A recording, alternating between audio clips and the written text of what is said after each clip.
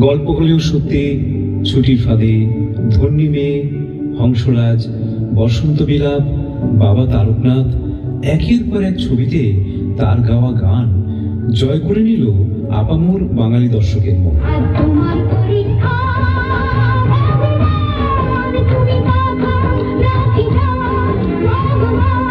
60-এর দশক থেকে তিনি হয়ে উঠলেন মাধবী মুখার্জি, তনুজা, অপর্ণা সেন, শর্মিলা ঠাকুরের মতো খ্যাতনামা নায়িকাদের অন্যতম সুরেলা কণ্ঠ। 1983-তে মুক্তি পেল সেই গান দো নয়না और एक कहानी।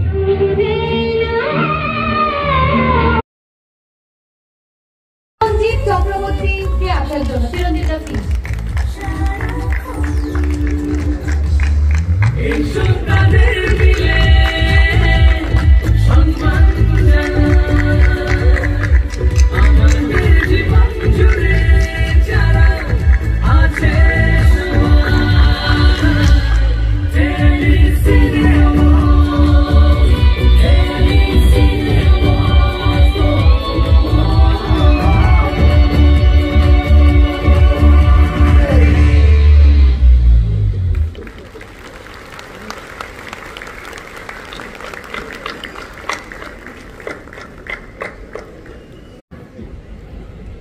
আমি আর কি বলবো, আমরা একটুখানি ইউএসএ গেছিলাম কিছু বছর আগে, তখন আমাদের সঙ্গে একসঙ্গে গেছিলাম আমরা।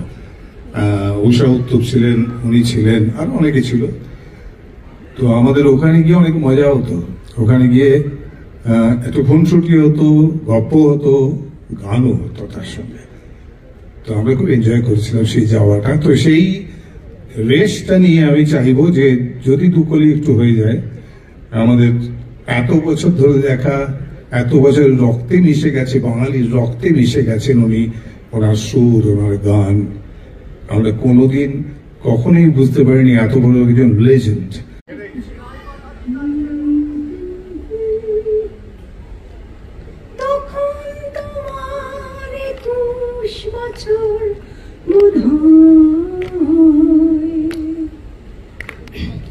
আমি তখন 8 দশের